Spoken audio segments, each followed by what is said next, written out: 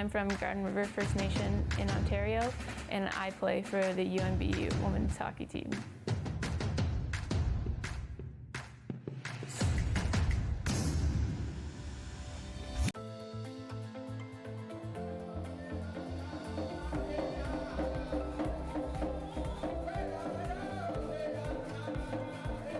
It is like such a tight-knit community, and you do have a lot of that outside support from your family members. And my parents are also like huge advocates for us, being grateful from what you came for and from the support that you receive. Yes, it might suck to be away from home, but you know that everybody back home is proud of you because you're out doing great things, you're out like bettering yourself, you're out representing the community in such a positive way.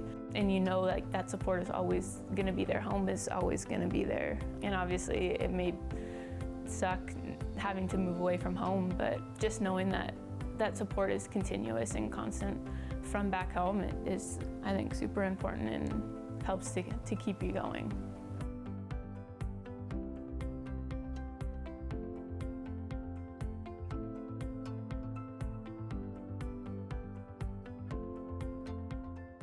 When I was at U of T, I did a minor in Indigenous Studies and kind of just learning about some of the challenges that other Indigenous people have to overcome into getting into the sporting world, and not even that, just like day-to-day challenges.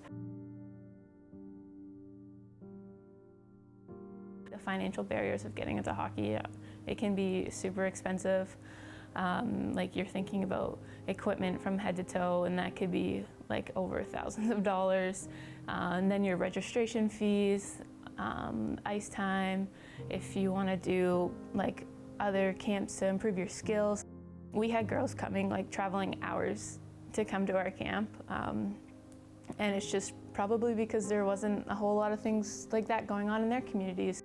You push yourself to have these uncomfortable conversations sometimes about what was going on in the world, you know, and for her to come forward and want to do something about it, it's phenomenal for someone who wants to step up and make a difference. For her to be a role model in our community and the Indigenous community it's exemplary, and she's just done a phenomenal job of making sure that people feel included. Let's cheer on Ava. Ready? So we got to meet people from our sister communities, and the girls got to know each other. It's a great relationship builder. For those players and those kids to see Jana play at a high level, they can see themselves doing that, and they want to see themselves doing that. See like their confidence flourish in these situations. Like they weren't shy anymore. They were super excited to come up and tell you about how their games went on the weekends, that they scored their first goal, all that kind of stuff. Are you ready, Sydney? Okay, let's get ready. Let's line up here. I don't even know if she understands the impact that she's having, because she's just that kind of person that she just is doing the right thing, whether or not she even knows. She just knows that that's what needs to be done. It actually makes me feel happy, and it gives me more time to spend with my friends. 1, 2, 3, Face-off won by the Reds. Headrick, blue line, looking in, shot, scores! Jana Headrick makes that power play connection immediately, 5 seconds into the...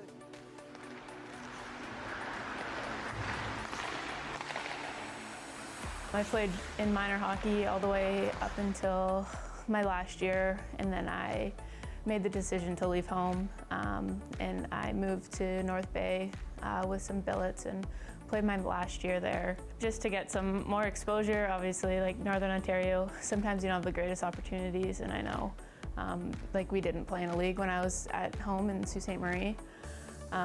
So moving to North Bay I thought was going to be a best option for me to get some exposure.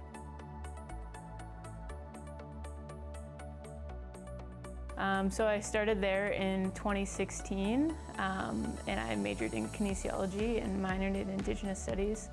Played 4 years there. I thought we had a good team there and a good couple of runs.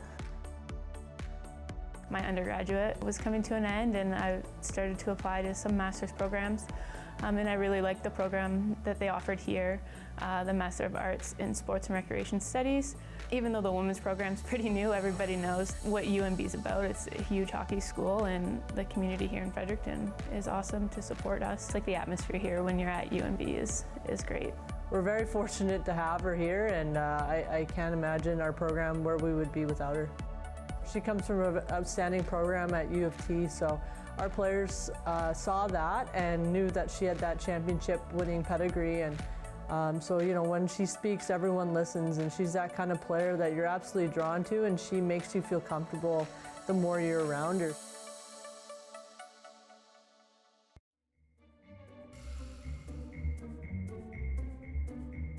I come from like a big hockey family, so my older brother Owen, he played at UPEI, and now he's playing in the AHL with Syracuse. My dad obviously grew up playing hockey, and then there's myself, and then my sister is also going to Bemidji State. I have another brother, and actually just made the decision to go back into hockey, so he's playing Junior A in Blind River, close to home. I have another brother, he's playing AAA, I think U14. So my parents are definitely super busy.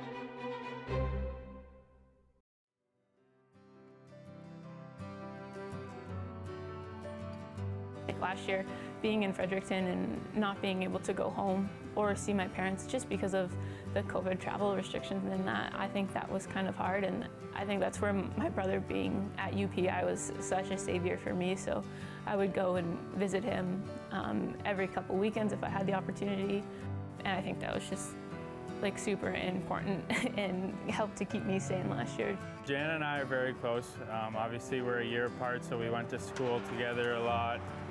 And, you know, just growing up being best friends, hung out with the same people. He's like definitely had to face like some adversity. He left university to go play in the OHL. Didn't get a whole lot of ice time there. Pushed through the next year, he did. I think just watching him navigate through life like that was definitely super, super helpful and inspiring. And I think he taught like myself a lot of like life lessons, and I know my other brothers and sisters for sure too. Always there for support too, and like if I knew if I ever need anything, he was there.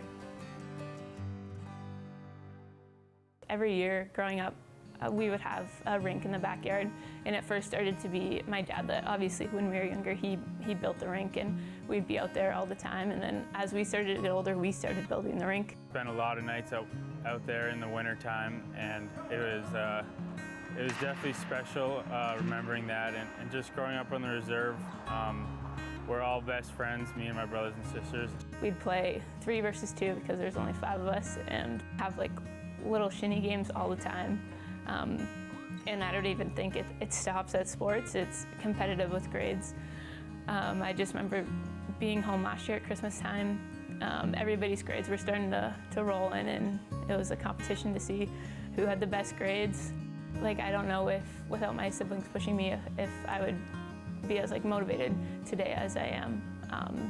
Because like I always like want to get better and to be better than them. And I know they feel the exact same way. Your time is so valuable, and you really learn that having to be at the rink. I would say probably 4 or 5 hours a day, workouts, class, like it could be very overwhelming, especially if you haven't experienced that. Sport is an avenue into what real life is like. You know, what it's like to have time management, what it's like to be a teammate, what it's like to work hard and have commitment and dedication to what you do, and just having a passion. Like, school can be very stressful and super challenging at times, and I think sometimes that can follow you into the rink. And I think being able to leave your academic stress like at the door and then come into the rink and be in like a different mindset is something that's hard, but that has helped me to be so successful, I think.